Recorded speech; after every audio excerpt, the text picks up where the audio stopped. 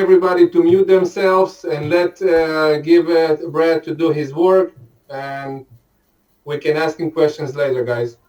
כולם ללחוץ על מיוט עכשיו. בבקשה, כולם מיוט, אנחנו מתחילים, תודה. Bret, okay. Excellent. the show begins. That's yeah, it only took us, half an hour to get started for a 1-hour talk. That's fantastic. Good afternoon, gentlemen and ladies. I'm not sure if we have any. Oh, there's at least one I see. That's awesome. Here's what I'm going to talk. As you all know, I talk fairly fast, and I speak American. So if I speak too fast, then by all means, send a message and go slow down, and I will try to do that. Because there are so many of us, what I'm going to do is just share some information and see if I can give you some things to think about and things that you can do to improve yourself, since we're all stuck in the lockdown thing through COVID. This sucks. All right, now, here's what's going to happen. Just very recently, put together a web page, and I'm going to walk you through this because I think it's going to help all of you understand exactly where you are as a writer, but more importantly, once you understand where those benchmarks are, then it's much easier for you to go, how do I improve? What do I need to do to get that next level? How do I know if I'm really an expert or whether I'm an amateur and I only think I'm an expert? So that's the idea. And this particular page, which I'm going to show you, so this is my website I'm showing you here. And the site that I just put up, and it's going to get bigger because I have people helping me I've started reaching out to make it even more complete. And you're all welcome to help in the future, and I'll explain how before I get to the end. What this is, many years ago, I'm going to give you a little background. We had a podcast that's hosted out of Canada, and it's called Adventure Rider Radio. It's a pretty good radio, and we started doing skills things on the radio. It's before I ever did video, before Moto Trek. And at one point he asked me, well, I've always asked, how good am I as a rider? How do I know if I'm an expert? And when I came back, I had this massive collection of just words and graphs and lines and charts. And the host looked at me and said, this is ridiculous. I just wanted to know, am I a 1, a 2, or a 3? And as all of you know, it's not that easy. Right? It depends on the tires, the motorcycle, your age, your height, your vision. All of these things have to be considered because skill is not necessarily tied to those other factors. And that's the challenge when we go riding. If you ride with riders who are no good, they suck. And you're the best rider, then in your world, you're an expert. And as soon as you ride with real experts, you find out you're not. And that's the hard part, is getting that perspective and understanding where we are. And that's what this skill rating system, or this taxonomy, is all about. And I'm going to kind of bring you through. I'm going to do a video on this later at some point and just try to explain to riders how this actually works, because the point is you need to understand before you can go to the next level. And what I have is there are a couple of assumptions that I put together, because we're not talking about dirt bikes, we're not talking about dual sports, we're talking about adventure riding. Now, I understand that many of you are going to ride with no luggage. Many of you may ride small bikes, and that doesn't mean that you're not an adventure rider. But we have to have an understanding of the perspective, where we're going to be coming from. And these are my assumptions. If I'm talking about adventure riders specifically, I'm going to assume that we're riding a large motorcycle. And we're talking like the Africa Twin, the GS, the 1200, the 850, the 800. These are large motorcycles. Yes, we can play on them. And yes, people tour and travel on much smaller bikes, 300s. But I'm going to pretend we're all on very large motorcycles that we should not ride in the dirt. Next, the next assumption is that we haven't made crazy modifications to the bike. If you take your GS and you remove everything off of it and you put special suspension on it and you shave all the weight and you've just made it something completely different than a regular motorcycle, then that may change how this system is, because you custom made that motorcycle. So things beyond what you would see on any of the average bikes. So changing your wheels, that's okay. Upgrading suspension, that's okay, because most of you need to do that, at least the suspension. And the last part of this assumption is that as adventure riders, we're traveling. Now, I know in Israel specifically, you can't travel very far. It's a very small country. So the time from edge to edge is not the same as if you're traveling through Africa or you're traveling Europe or North America or South America, where you have a lot of distance. But I do have to assume that we're traveling and we have some luggage on the bike, just some bags, and that the stuff that you're wearing, your gear, is adventure riding gear. If you've seen recently, I did a video on riding gear when I was on the trail on my KTM. And all of that gear was very special off-road riding gear. But that's not how I travel. And that's not how most of you travel. We wear our jackets with some armor in them. We wear the back protector. We have just basic, normal riding gear. And even our boots, instead of wearing motocross boots, which is what we should wear, most of us wear something in the middle.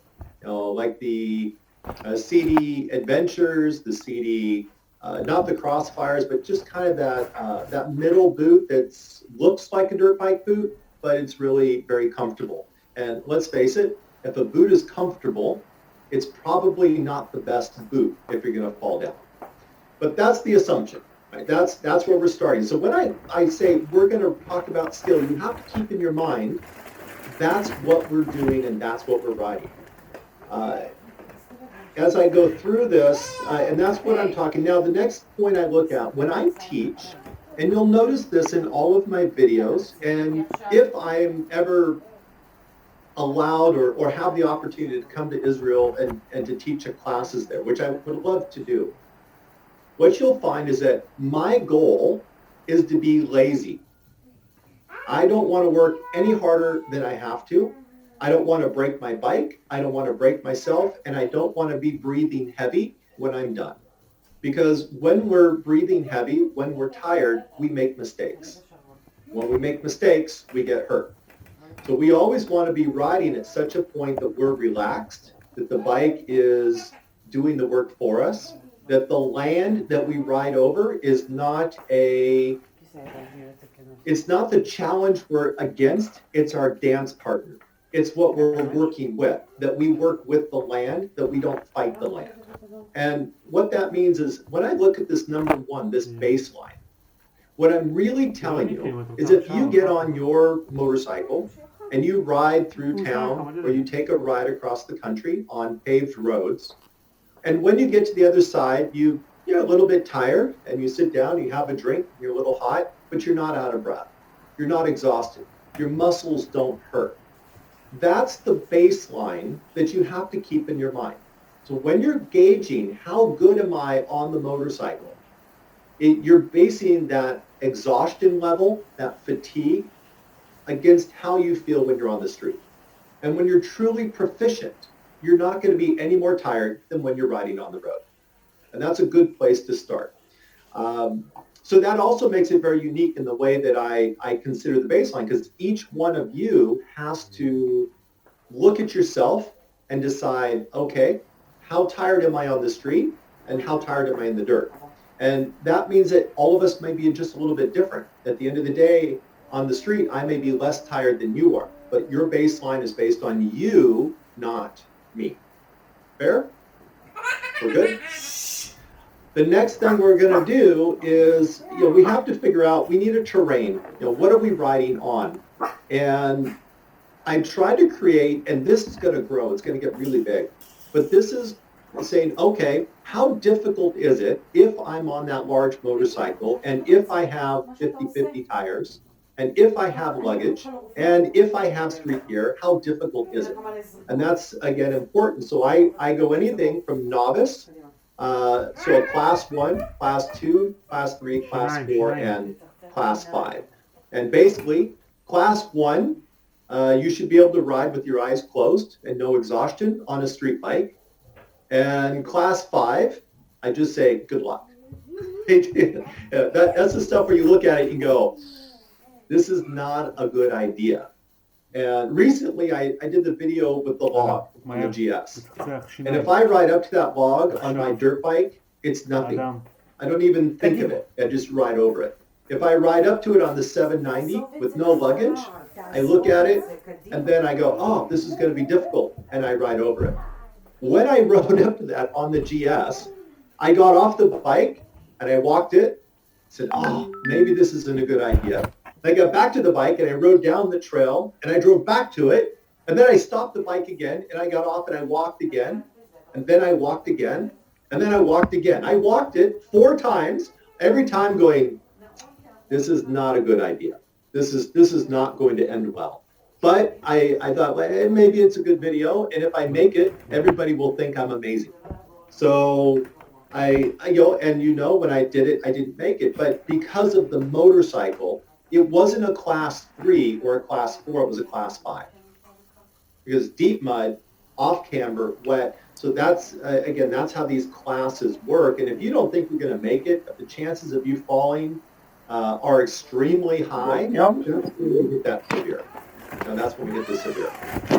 Okay, now, of that, I'm going to say every single classification, every type of terrain is going to be one of 3. Hold on, let me find out who's making noise there. Let's go this one here. Arik, mute, Arik. Hold on. I think I got him. Okay, we're good. Okay, perfect. All right. So when we look at this, we have 3 different classes. And if you guys haven't found this, you can find this on your own computer. It's just my website, so BretTkacs.com. And if you go under training, you'll find this classification. So you can find this again later. Also, Tal, who's here with us today, is converting this into Hebrew. So he's working on that already. So he's gonna repost this, and you'll be able to do that. We have 3 categories. We have rookie, transitional, and proficient. And keep in mind, you'll notice I don't go beginner, expert, because that's not what we're trying to do. It's not about racing. That's not what we do. We're just trying to figure out how good I am.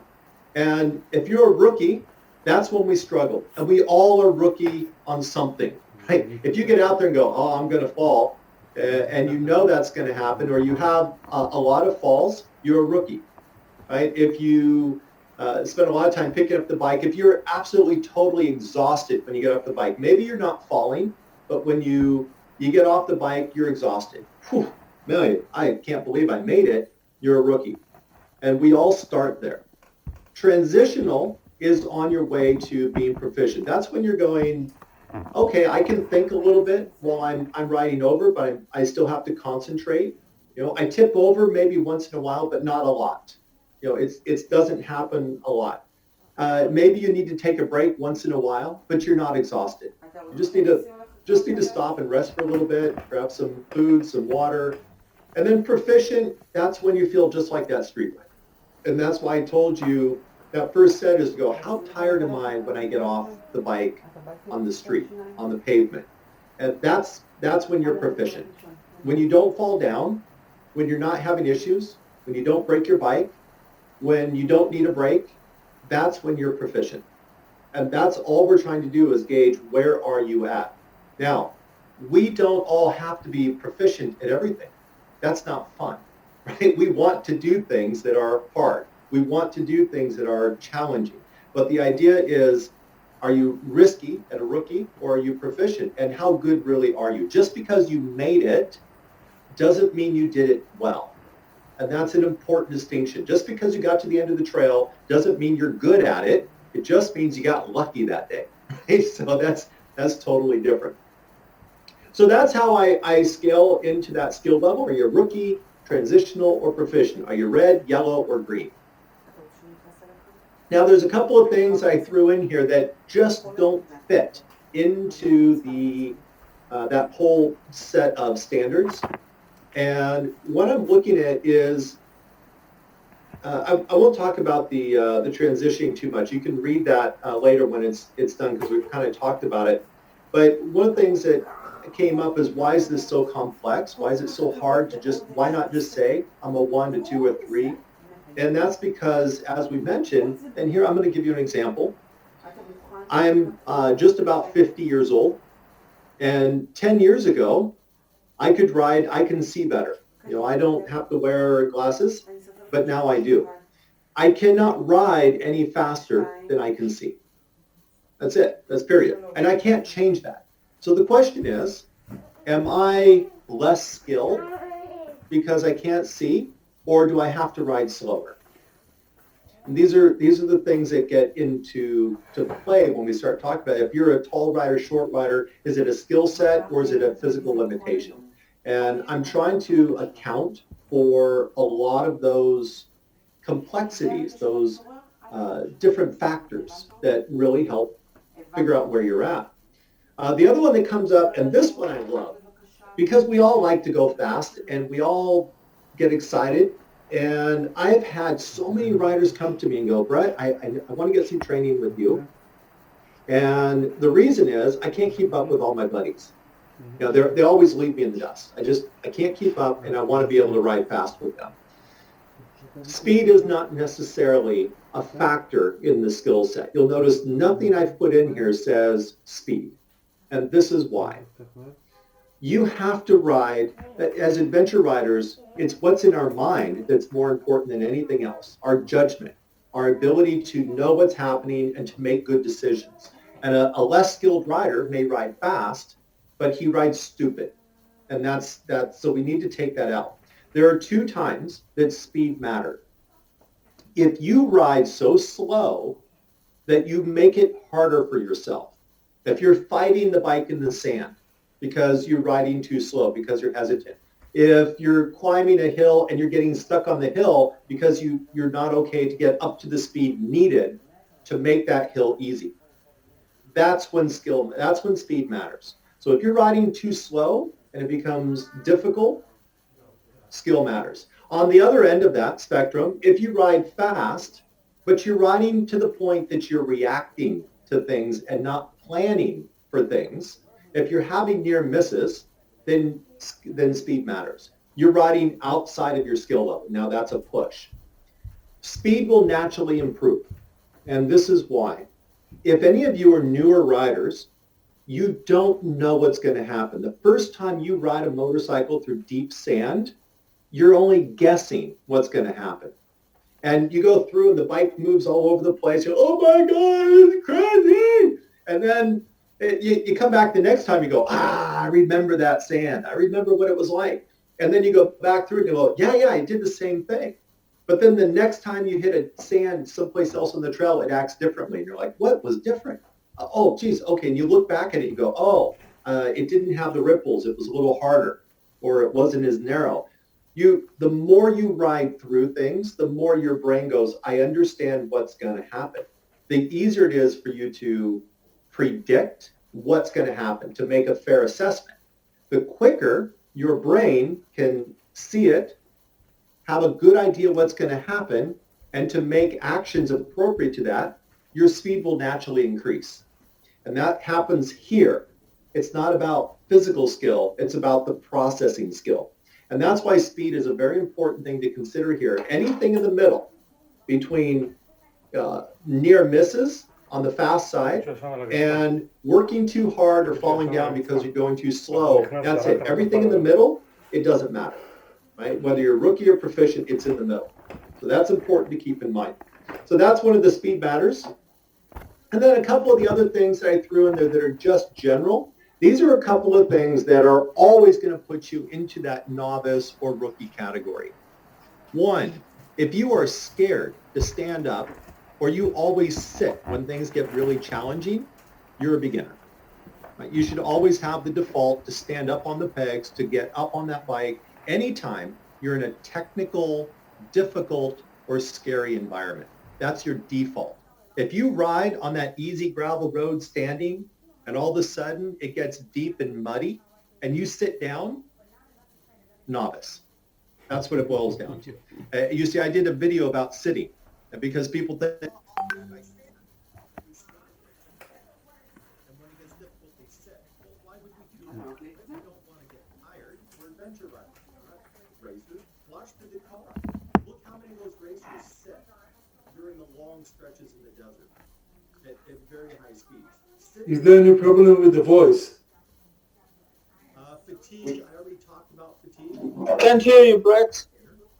Brett, something is wrong with your audio. If you only use the throttle for speed control and you're not using the clutch, you're a beginner.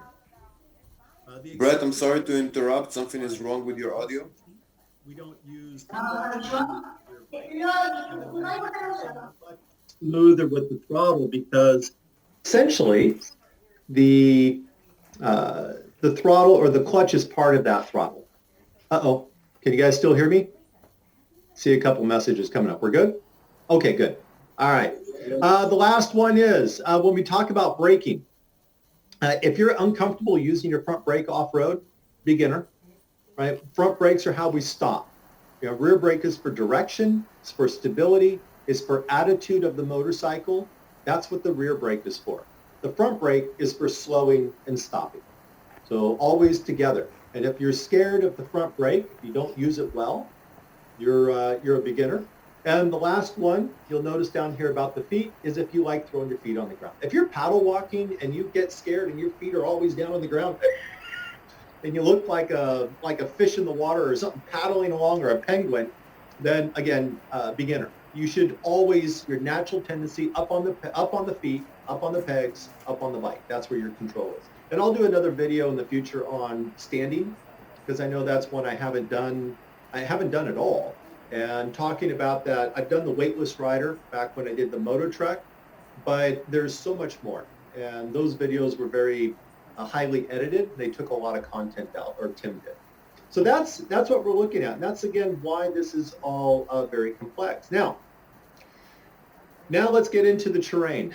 You have to gauge yourself on the terrain. And I want you to keep in mind, this is not just you're on a class 1 or a class 2. This has a lot of different features. This shows 5 examples. And what I'm working on right now is creating a page that shows all of them. I want to have a library where if you come here and you click on features, you won't get 1, you'll get 100 or 200. I want all of the class 1 features, what they are, and we're working on adding considerations, things to think about in that particular class or that particular feature. But the idea with these features, you may be proficient at 4 of them, and you may be transitional in 1. So you're not really deciding whether you're proficient at all class 1. It may be most of class 1 or part of class 1. And these are the very easy ones, basically hard-packed roads. We get into these, they're a little bit less than a hard-packed road, so you get some soft sand, maybe some potholes, but still very easy riding, things you can do on your street motorcycle, and that's that class 2. Also keep in mind as we go through the classes, any class 2 road may have class 2 and class 1.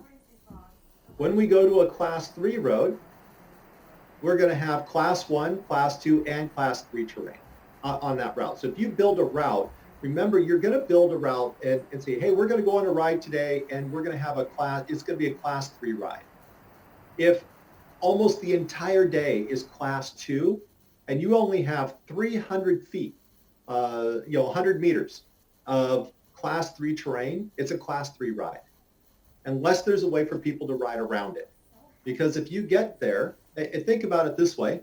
If this was a cliff, it doesn't matter how easy it is. If you get to the cliff and it's 300 meters tall, you're done. You're finished. And whether it's a section of rock or a washed out bridge, it doesn't matter. That one section is what classifies your ride. and that one type of terrain. And I'm hoping this will help each of you as you're building rides together to be able to go, okay, we're going to do this ride. And we've got some class 3 rocks and class 3 sand on the back of the ride. We have a ride to go around it that's a class 2. So if you're not comfortable with that. And at the very end of the ride, we have some class 5 stuff that we're all going to get stupid on. And that's the idea, is to have a language that all of us can use, that we can share and we can understand. Let's create a language so that when we say, hey, let's go on a ride together, you're not wondering how good is he? Because if they say, I'm great, I'm a good rider, and they show up and they're not, that's a problem, when you get there. And then they get hurt and you're not upset and it's just a bad day. So that's how all of these classes work. And we have the class 4, which is difficult. Most of us as adventure riders, to give you some idea, we're class 3 riders. Most of us are 1, 2, and 3 for proficient, or we're part proficient in class 3. When we get into class 4, it becomes less common to have the average adventure rider be proficient. They're transitional. They can do it, but a lot of times it's work. If they're talking in their helmet, they're out of breath, or they need to concentrate. They can't talk. If you're riding and you can't carry on a conversation on your phone, you're transitional. Make sense? Yes? Perfect. And I know I talk fast, so hopefully I'm not losing you guys. And like I said, I want to talk for about half an hour on this, and then I'm going to allow you guys to kick in some questions into the messages, and then I can just address some of those. And then we only have a little bit of time to do what we can. The last one.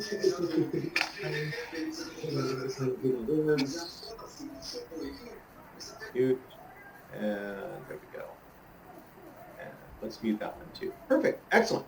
I like having control. Oh, I have the power. All right. On the class 5, the class 5 is just good luck.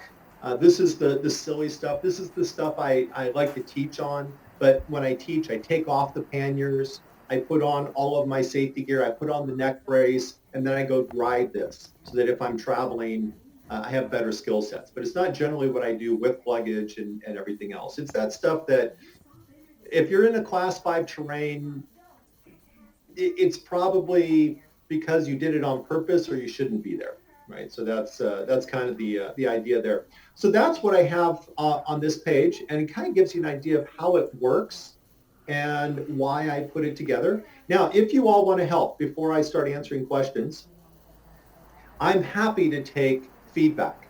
And if you send messages, go, hey, I have an idea. If you want to add anything to these features and you have ideas, because the world is very different. And I live in North America. And although I've traveled much of the world, my terrain is not always the same. My concerns are not always the same. And the more I get feedback from all of you, the better off I am in creating that. And the way it works is you have to write the feature, but it needs to be detailed. We don't say mud. We say 4 inches of deep mud that's sticky with standing water. What is it? Oh, well, that's going to probably be a class 4. All right. And then after that, you say, what would you do in class 4? What would you think about? So those are your considerations. And then myself and there's a panel of experts I've brought on. We'll review those. We fix the considerations, and then we're going to put up a website with all of those and include all of them, like a Wikipedia of crazy stuff in the world. So that's the idea. So if you want to help, by all means, you know how to reach out to me. Just go through the website, and you can always send an email. And so I figured we had something to talk about today, so I figured that was a good start. Now, here's what I'm going to say to you, because I promised you I'd give you something that would make you better as riders. Once you understand where you are, what I want you to do is, while you ride, you need to be assessing this part right here, that baseline. How relaxed are you? That's the objective. When you're riding, you should be able to talk in your helmet without being out of breath. If you find yourself not being able to talk and having to concentrate, then that tells you where you are. Become very good about your baseline. I want you to ride when you're doing this. And as you ride, I want you to look at all these features that we have in different categories and make notes in your mind. This is class 3. Which ones are you good at? Which ones are you proficient? What are you a rookie? And where are you proficient? Because when it's time to go put a ride together with other riders, when you want to go out with them, what you want to do is focus on those elements, those features that challenge you.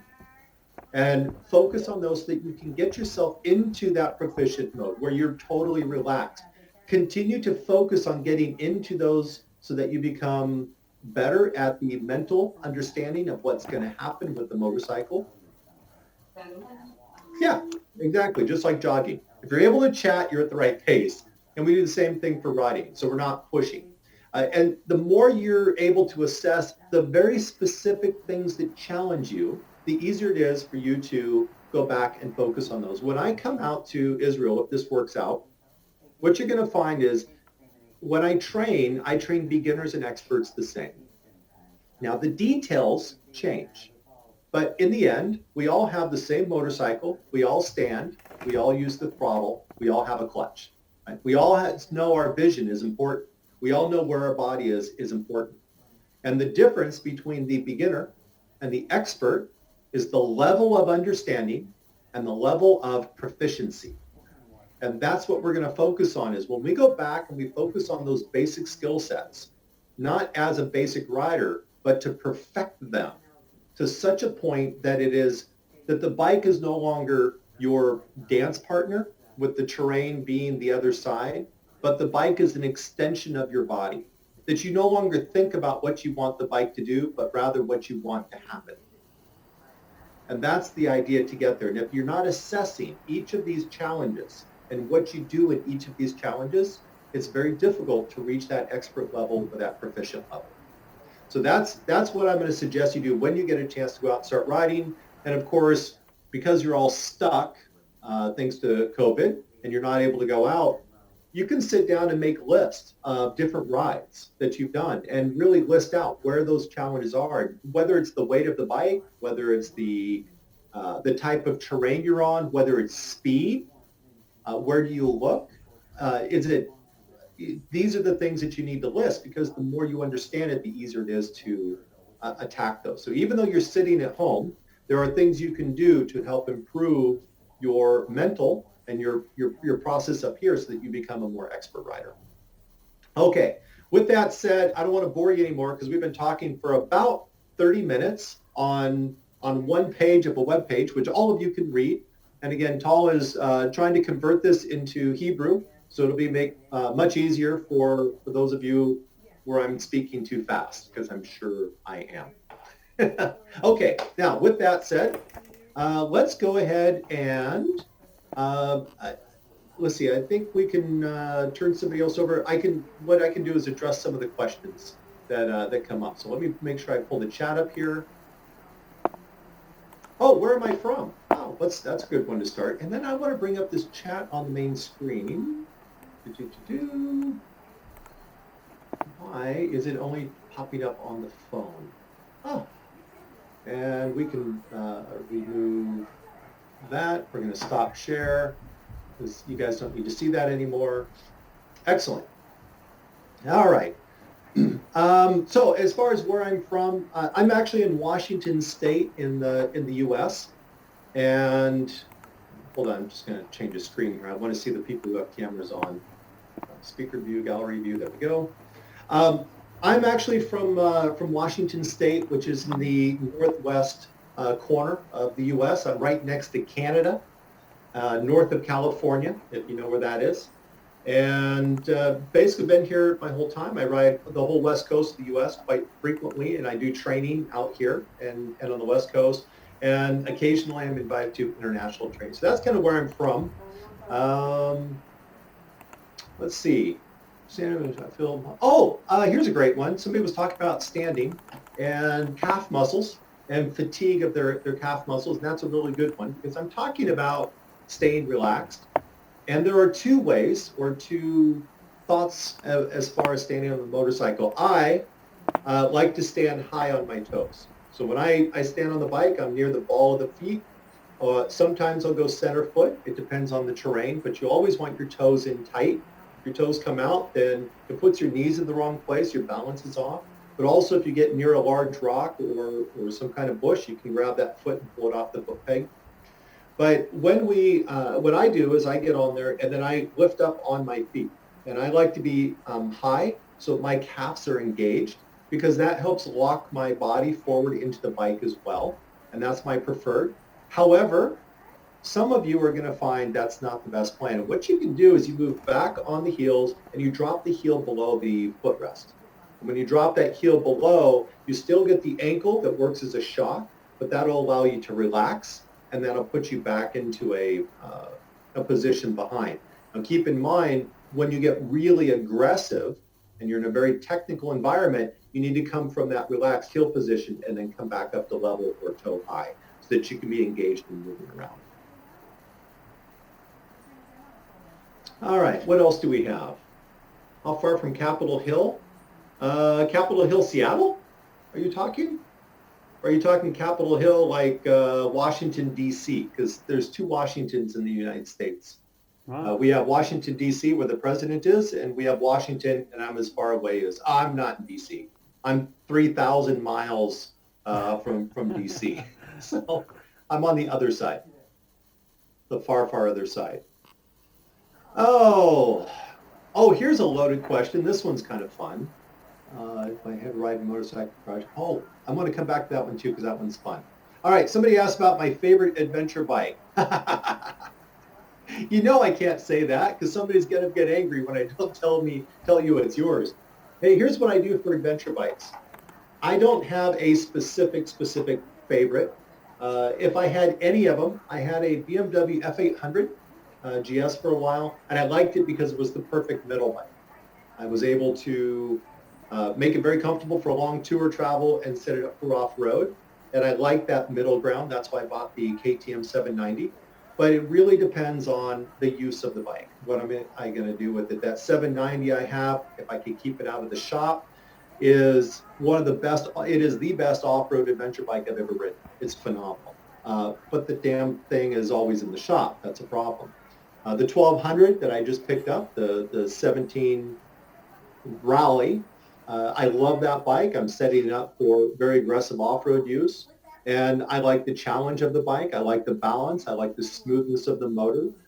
Some of you have watched me ride the Africa Twin. And you know, with the DCT, I love that. If all you like to do is slide sideways in the dirt, no bike does that better than the DCT Africa Twin. The balance, the throttle. So when it comes down to my favorite bike, it really depends. What am I doing with the motorcycle? Where am I going? Africa, I rode a 600 air-cooled XT 600 Yamaha. It's always going to vary. So for me, it's whatever puts the biggest smile on my face. That's my favorite motorcycle at the time.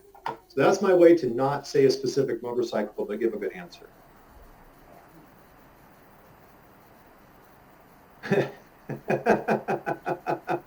Somebody said, here in Israel, all riders will tell you they are in a class 5. Well, yeah, that happens here too. You might be surprised. There's other countries where that seems to be more common as well. Let's see, what else do we have? That's a really good question here. Somebody was asking, how did I get into as a professional rider? I'm an accident. When I started riding, like everybody, I get a motorcycle, I'm young, and off I go.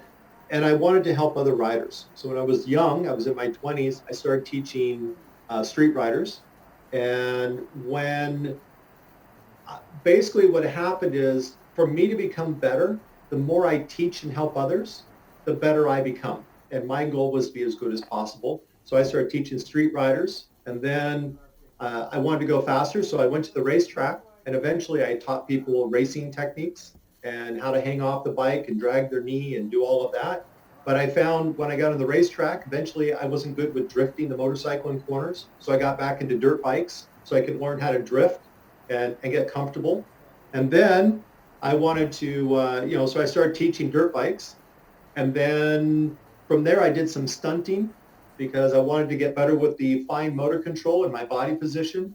And adventure riding was an accident because one of the BMW dealers asked me to teach a class for adventure riders, so I started doing that. So my process to become a professional has really gone through just the number of classes I've done and a personal drive to become as good as possible. I've done all the superbike schools, the Lee Parks Total Control, the Nick Einech, if you're familiar with him. I've done classes out of country in India. I've taught in India. I took all the stuff down in New Zealand. So I'm constantly learning myself. And really, if you're a professional and you're not really focused on yourself, you're probably not a real professional. So if you're not continuing to develop tires, no, Jacob, that's a bad thing. We will never leave if we go to tires. Let's see, fear of taxis.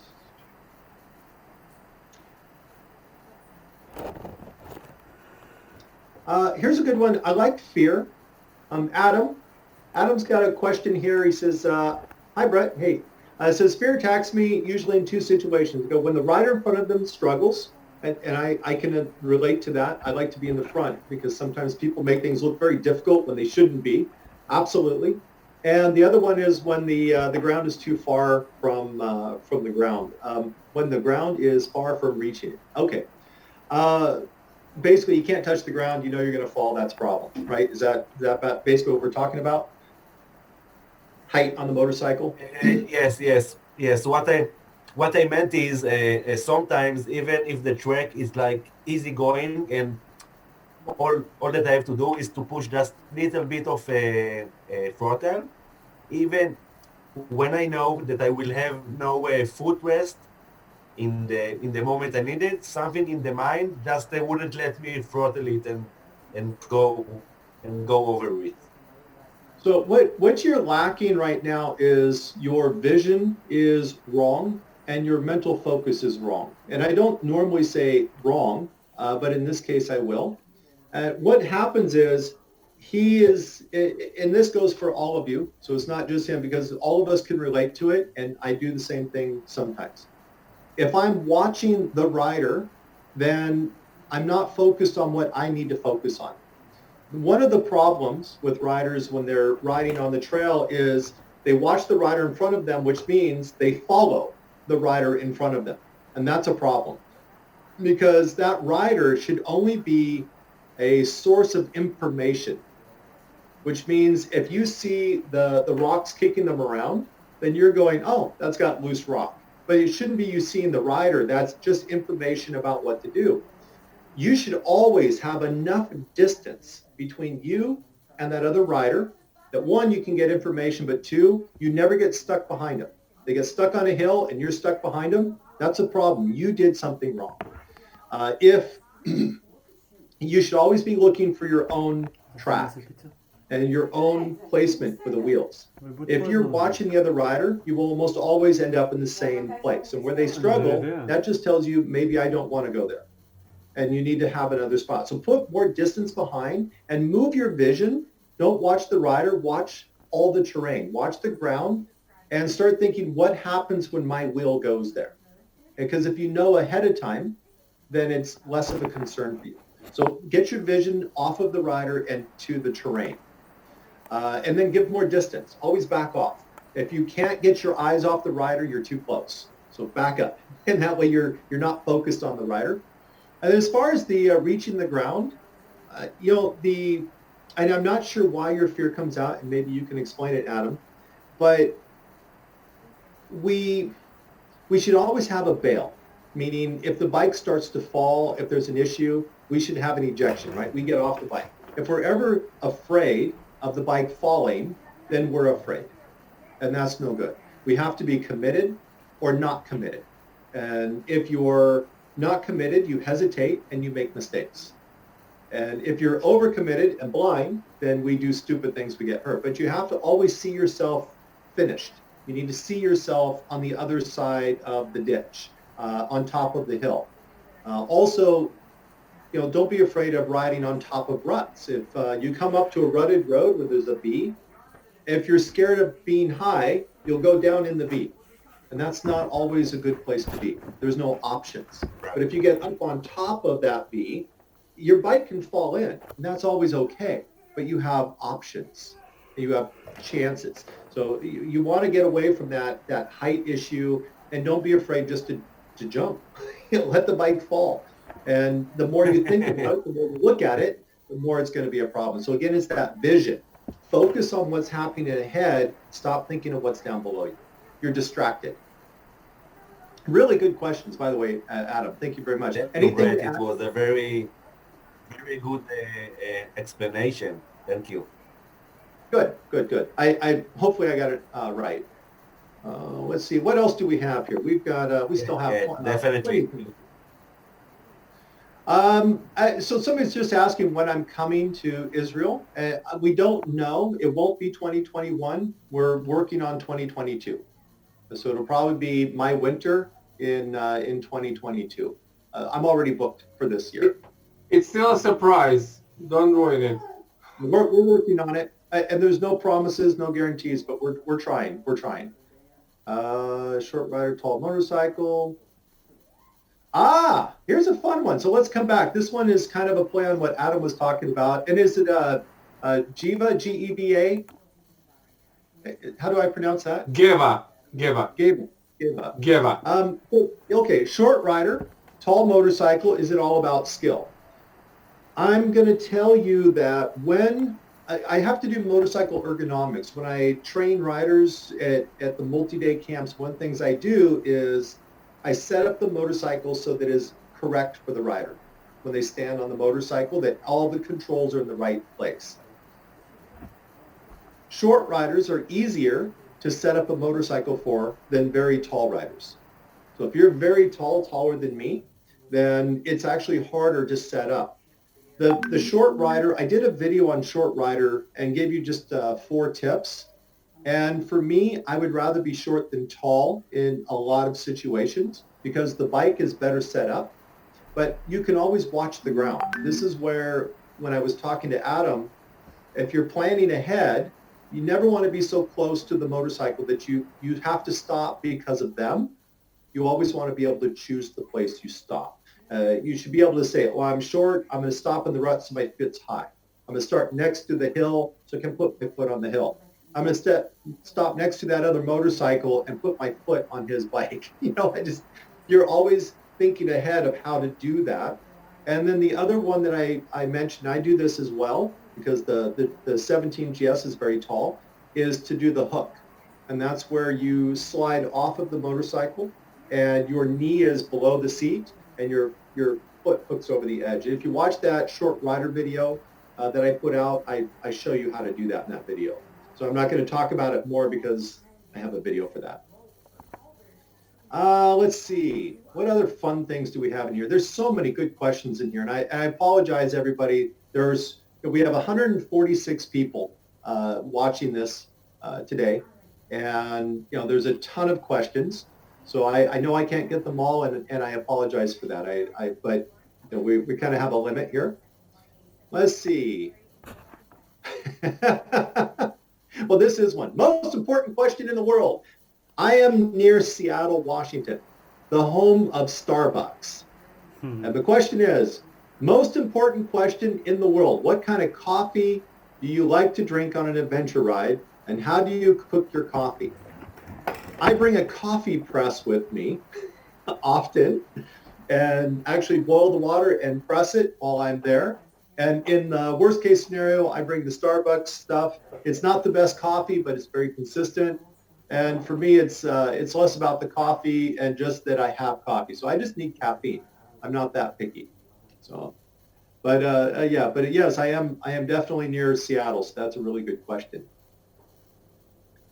90% of riders have problems. Oh, I like this one.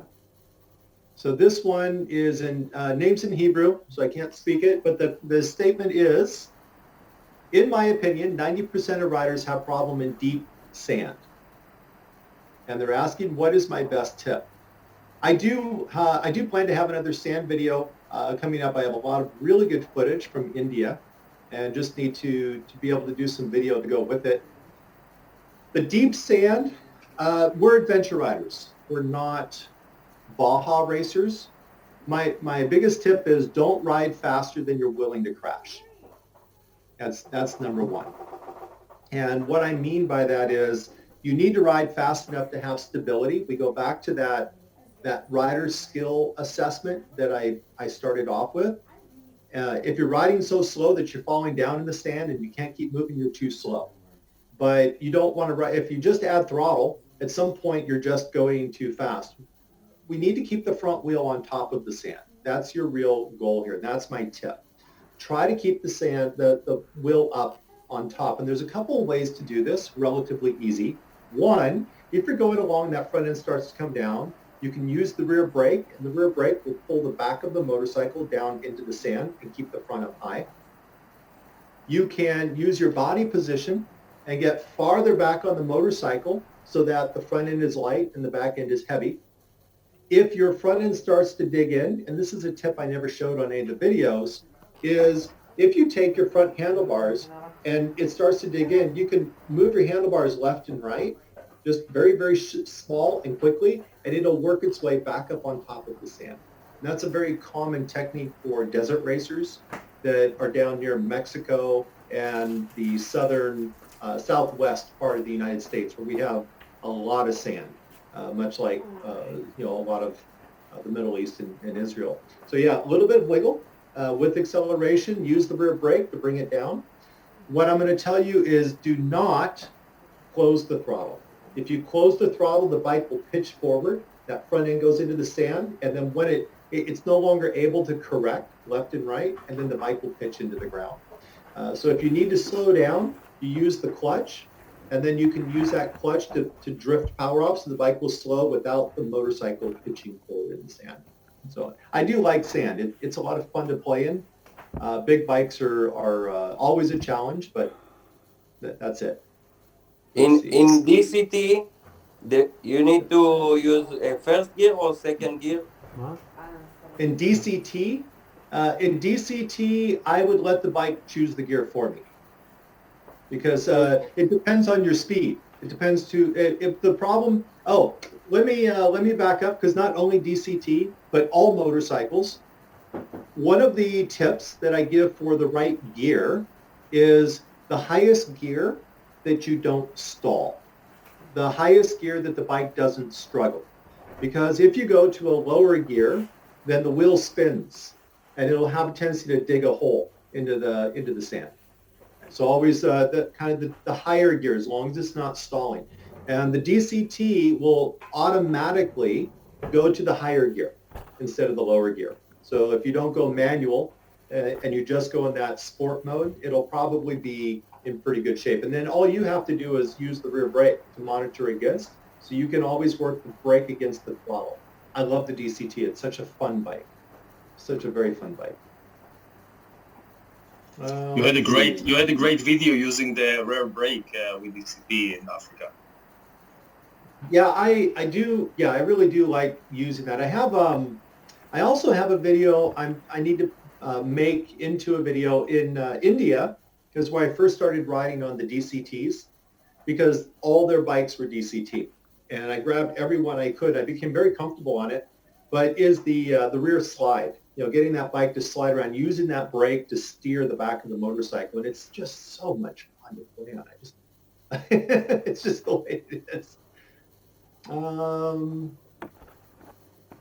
Yeah, I'll put that down for a video. Somebody said the new bikes have a lot of electronics. Can I do a video to show what systems you should disconnect in different situations, or better yet, when you should use them? And it's ironic that you asked that question about electronics, because the reason that I bought the KTM 790 was because of the electronics. When I rode it, it had the smoothest, the best electronic package on any bike that I had ridden, including all the KTMs.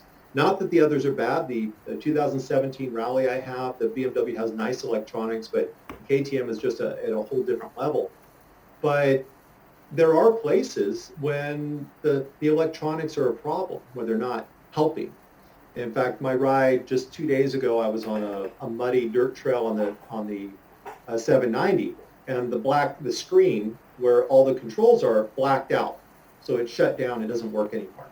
But now I have no control. I can't turn off the ABS system. I can't change my traction control.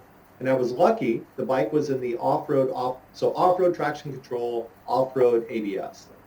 But I couldn't turn it off, and it changed the way I rode. I had to ride much slower, and many times when I wanted the tire to spin, I wasn't able to make it happen. It would jump in and interfere with it. So there definitely are times when you want to have all that stuff off. So that's a really good video, and I should probably do that before I get rid of the 790. Because I do have the Beamer, but the 790 is such a great bike to do that particular video on.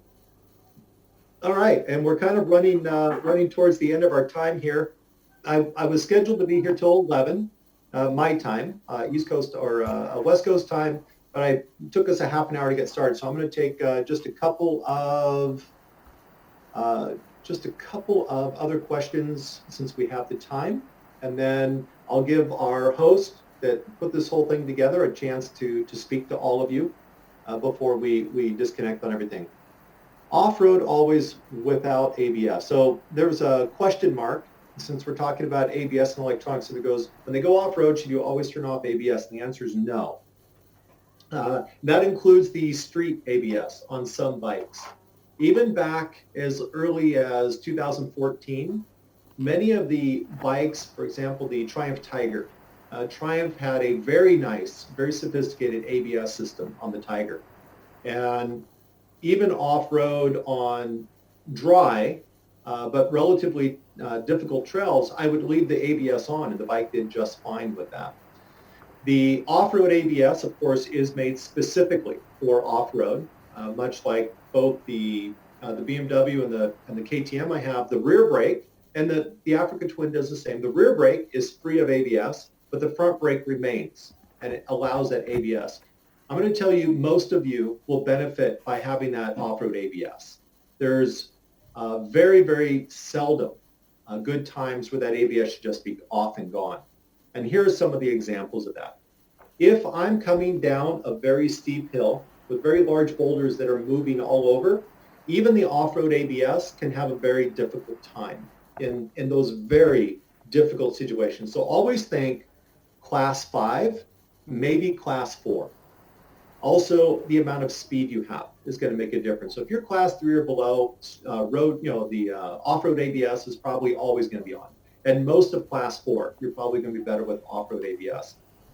As an example, the 790 in Colorado, which is a very mountain, a lot of broken rock, like a very coarse sand. Very, very narrow trail. And as I was coming down the mountain, there were roots and there were bumps and jumps to go over with only a tire to land on, right? So that's it. One cliff down, one cliff up. And what would happen is when I jump off of these, I pick up one finger on the brake before I land. So while I'm in the air, I have one finger on the brake. And when that front tire hits, I have just enough pressure to slow the wheel, but not to cause it to skid. And that's very important for me to allow that bike to have control and to make its turning. When the ABS came on, what would happen is when it touched the ground, the ABS thought it was skidding, and it would cycle the ABS, and I would roll right off the side of the cliff. And one time it did that, the ABS had switched, and then the front end was off the edge of the cliff, and I was down on the trail. So, but these are very extreme, very challenging situations. They're not the average riding situation. Currently, what's most important about the ABS is to go back to that evaluation. I asked you all to evaluate yourself. Look in the mirror. Really, where do you stand? What is the realities of where your skill is? Because if you don't have that reality, then you can't improve to the place you need to be. And electronics are the same way. If what you need to do is take the ABS out, your bike, and go on a gravel road and do hard braking with your ABS and see what it really does. Then put it in the off-road mode, do it again. Then do it with no ABS if you can turn it off, and then do it again. And learn what the motorcycle does for you. Do the same thing in other environments, on uphills and downhills, in mud. Do the same thing where you ride back through the same part. Do it in deep sand. How does your bike react in those different situations? It's important for you to learn the system so you decide when to turn it off and when to leave it on.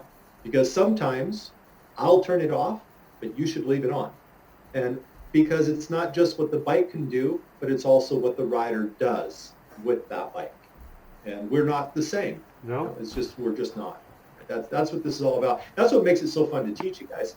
I love teaching because it's such a challenge, right? All of you are so different, different heights, different skill, different vision, different sound, different thinking process, different motorcycles.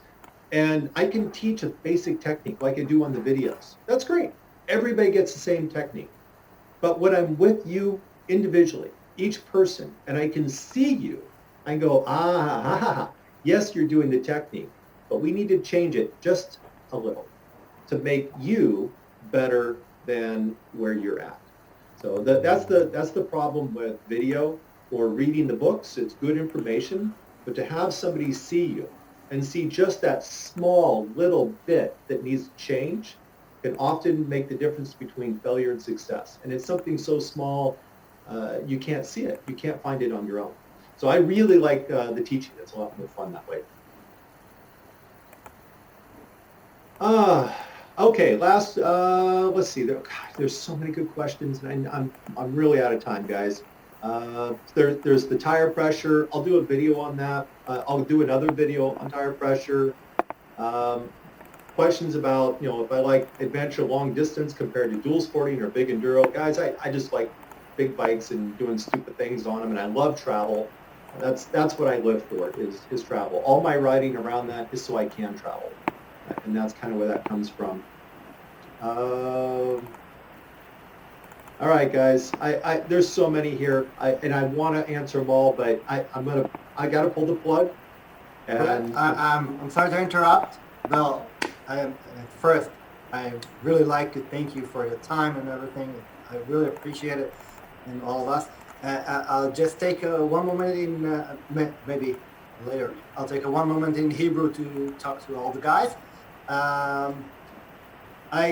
I'm not sure if we can tell them, but why not? Actually, first when we talked with you, we also told you that we're gonna have the event in April, and which is gonna be a huge event.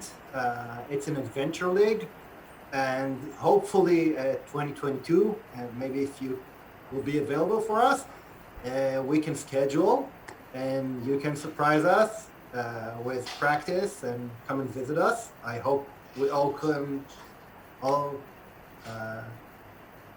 the things will go together so we can manage to do it. And I also hope many of our members will watch and learn from you, especially for this event and also for you. And now I'll just some words in Hebrew. It's okay?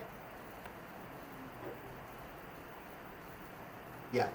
אוקיי, אז קודם כל, באמת המון תודה לברט.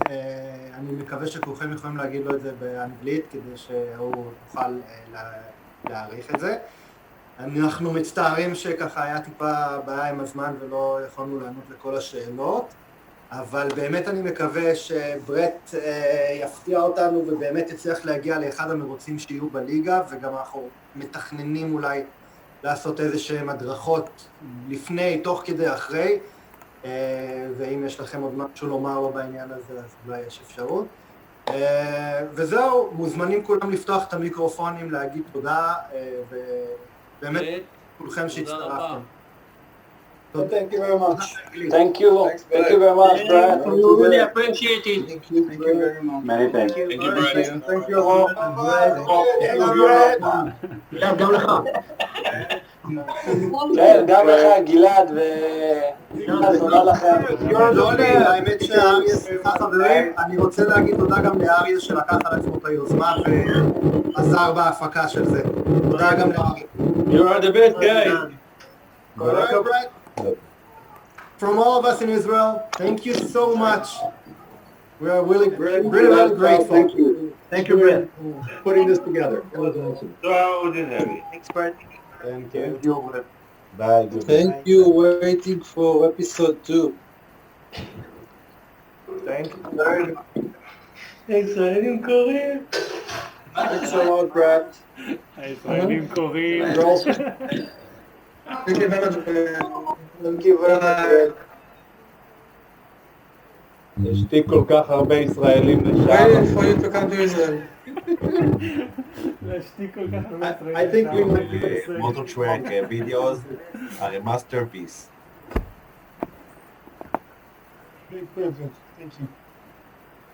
גלעד, אתה יכול לתת כמה מילים על ה... Bret, if you can make me a host again. Back All right, Bret, can you please sign offer to host again? So us will continue a little bit. Yep. So yeah, let me figure out how to give that back to you. Go to my picture.